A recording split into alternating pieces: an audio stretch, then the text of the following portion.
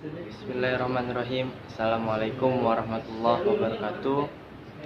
Nama saya Ahmad Rifki Ramadan dari Fakultas Agama Islam, Program Studi Pendidikan Agama Islam, Universitas Muhammadiyah Profesor Dr. Hamka. Di sini saya akan menjelaskan beberapa materi untuk memenuhi tugas Qawaidul Lughoh. Yang pertama, saya akan menjelaskan tentang pengertian jumlah ismiyah, mubtada, khobar, dan hal-hal yang harus diperhatikan dalam jumlah ismiyah. Yang pertama, pengertian jumlah ismiyah. Jumlah fi'liyah adalah susunan kalimat yang terdiri dari mubtada dan khobar. Mubtada sendiri biasanya adalah kata benda yang bersifat khusus ataupun nama orang. Sedangkan khobar adalah kata benda ataupun kata sifat yang masih umum. Contohnya adalah 1. Buku itu baru. 2. Muhammad itu ganteng. 3. Jendela itu terbuka. Mubtada, kata benda yang berada di awal dari jumlah ismiyah. Mubtada sendiri harus merupakan suatu kata benda yang bersifat khusus atau menunjuk pada suatu benda tertentu, ataupun merupakan suatu nama dari orang. Pengertian khobar adalah suatu kata sifat yang menjelaskan atau menerangkan tentang mubtada itu sendiri. Mubtada dan khobar tidak boleh dipisahkan. Ketika mubtada dan khobar terpisah, maka bukan menjadi jumlah ismiyah. Kedua, mubtada harus bersifat khusus. Ketika mubtada tidak bersifat khusus, maka kalimat tersebut akan sulit untuk dipahami. Yang ketiga adalah khobar, harus merupakan kalimat sifat yang masih bersifat umum. Gunanya, khobar adalah menjelaskan dari mubtada. Ketika mubtada dan khobar sama-sama merupakan suatu kalimat yang merupakan kata yang khusus, maka tidak ada jumlah ismiyah dalam kalimat tersebut. Selanjutnya, saya akan menjelaskan tentang fi'il, fa'il, maf'ulun bih. Yang pertama, fi'il. Fi'il adalah kata yang menunjukkan arti pekerjaan atau peristiwa yang terjadi pada suatu masa atau waktu tertentu, lampau, sekarang, dan yang akan datang. Pada umumnya, fi'il terbagi menjadi 3, yaitu fi'il madi, fi'il mudhore, dan fi'il amr. Fi'il madi. Fi'il madi adalah kata kerja yang pekerjaannya sudah dilakukan, baik tadi, kemarin, maupun masa lalu. Fi'il madi minimal 3 huruf dan disebut dengan 3 huruf asli, berwazan fa'ala, fa'ula, fa'ula, fa'ila. Di dalam fi'il madi terdapat 3 huruf asli, yaitu fa. Huruf pertama disebut fa fi'il, huruf kedua disebut ain fi'il, huruf ketiga disebut lam fi'il. Semua kata yang mengikuti wazan disebut dengan fi'il madi, sulasi, maklum atau aktif.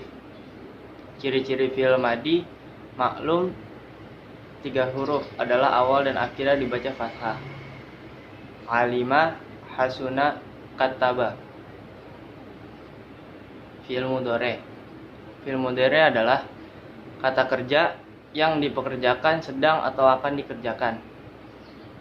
Zamannya fi'il mudhore disebut dengan zaman khol atau zaman mustaqbal. Ciri-cirinya fi'il mudhore adalah diawali salah satu huruf mudhoro'ah, yaitu alif, nun, ya, ta.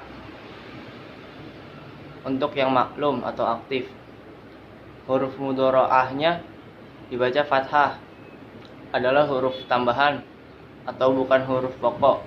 Fi'il mudhore sulasi mujarrad, maklum atau aktif, wazannya adalah bif, yaf'alu, yaf'ilu, yaf'alu.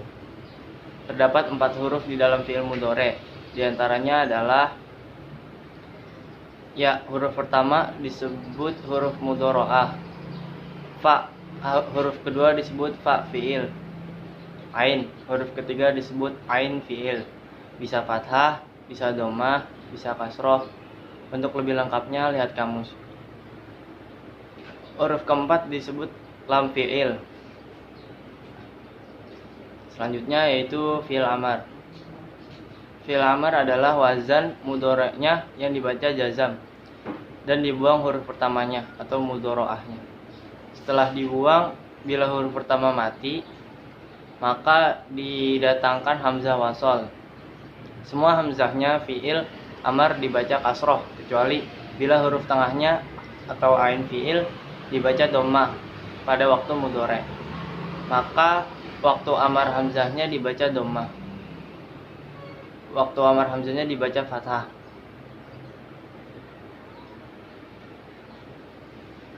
Contoh dengan mendatangkan hamzah. Yaf'alu menjadi fa'alu, lalu diberi hamzah wasal menjadi if'alu. Yaf'ilu menjadi fa'ilu, lalu diberi hamzah wasal menjadi if'ilu. Yaf'alu menjadi fa'ulu, lalu diberi hamzah wasal menjadi uf'ulu. Contoh tanpa mendatangkan hamzah. Yufa'alu menjadi fa'al tanpa diberi hamzah wasal. Yufa'ilu menjadi fa'il tanpa diberi hamzah wasal.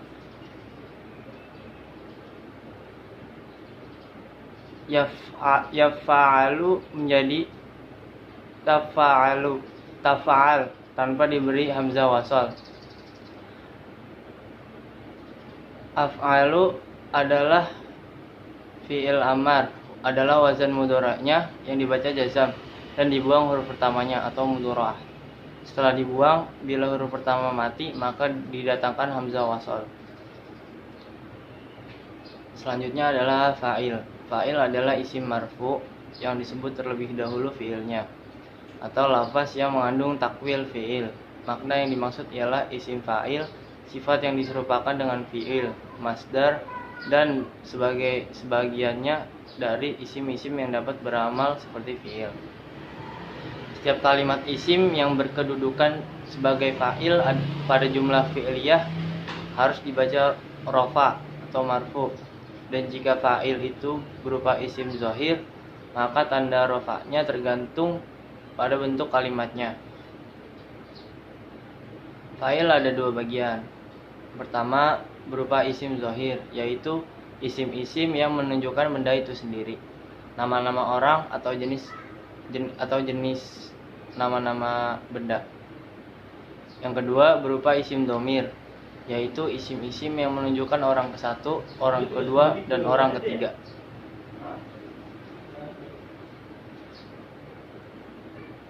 Fa'il yang berupa isim zahir, contohnya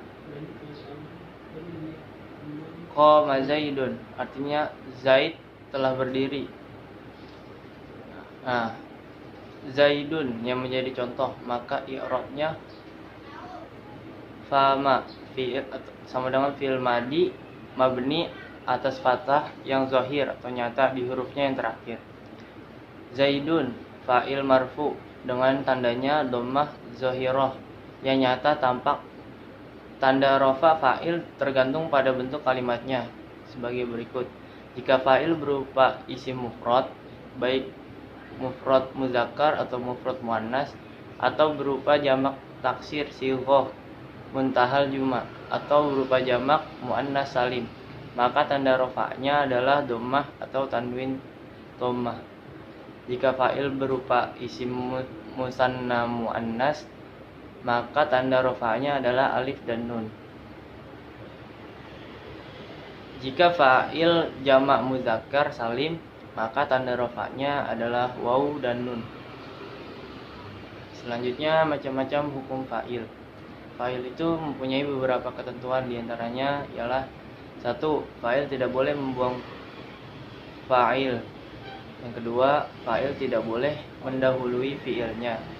Yang ketiga, fi'ilnya harus dimufradkan beserta fa'il, isim, tasniyah atau jamak. Yang keempat, wajib tanis fi'il dengan memakai ta yang disukunkan pada akhir madi dengan memakai ta mudharaah pada awal fi'il bila mana fa'ilnya muannas hakiki yang taknis. Yang kelima, menurut kaidah asal hendaknya fa'il mengiringi fi'ilnya kemudian disebutkan maf'ulnya. Selanjutnya, maf'ul bih. Maf'ul bih menurut bahasa Indonesia sama dengan penderita karena dia dikenai suatu pekerjaan atau dengan kata lain berfungsi sebagai objek. Dalam istilah maf'ul bih adalah isim mansub, syaratnya adanya fi'il dan fa'il atau kesempurnaan kalimat. Maf'ul bih terbagi dua, yaitu maf'ul bih yang sharih dan yang ghairu sharih. Maf'ul bih sharih ada dua bagian, yaitu maf'ul bih zahir, yaitu maf'ul bih yang terdiri dari isim zahir, bukan kata ganti. Yang kedua, maf'ul bih dhamir, maf'ul bih yang terdiri dari isim dhamir atau kata ganti. Nah, yang kedua itu ada dhamir muttasil atau bersambung. Nah, lalu ada dhamir munfasil, itu dhamir yang terpisah. Maf'ul bih ghairu sharih. Maf'ul bih ghairu sharih ada tiga bagian. Yang pertama, muawwal bi masdar. Lalu yang kedua, mansub bin nas'il qafid, yaitu dinashabkan karena dibuang huruf yang menjarkannya. Ya, selanjutnya saya akan menjelaskan materi tentang kalimat maklum. Secara bahasa, maklum artinya adalah diketahui. Sedangkan secara istilah, fi'il maklum adalah fi'il yang fa'ilnya atau pelakunya diketahui karena disebut dalam kalimat. Kalaupun tidak disebut dalam kalimat, tapi sudah disebutkan di kalimat sebelumnya, atau fa'ilnya biasanya disebut dengan dhamir mustatir atau tersembunyi. Nah, yang selanjutnya adalah pengertian kalimat majhul atau pembodohan. Secara bahasa, majhul artinya adalah tidak diketahui. Sedangkan secara istilah, fi'il majhul adalah fi'il yang fa'ilnya atau pelakunya tidak diketahui atau disembunyikan karena beberapa sebab tertentu. Bisa karena pendengar sudah mengetahui siapa pelakunya atau fa'ilnya, atau bisa juga untuk memuliakan pelakunya sehingga mutakallim segan untuk menyebutkan fa'ilnya dan memilih untuk menggunakan susunan fi'il majhul. Selanjutnya ada beberapa contoh fi'il maklum menjadi majhul. Fi'il madi, doroba menjadi duriba, qala menjadi qila, tasallama menjadi tusallima, istaghfara menjadi ustughfira.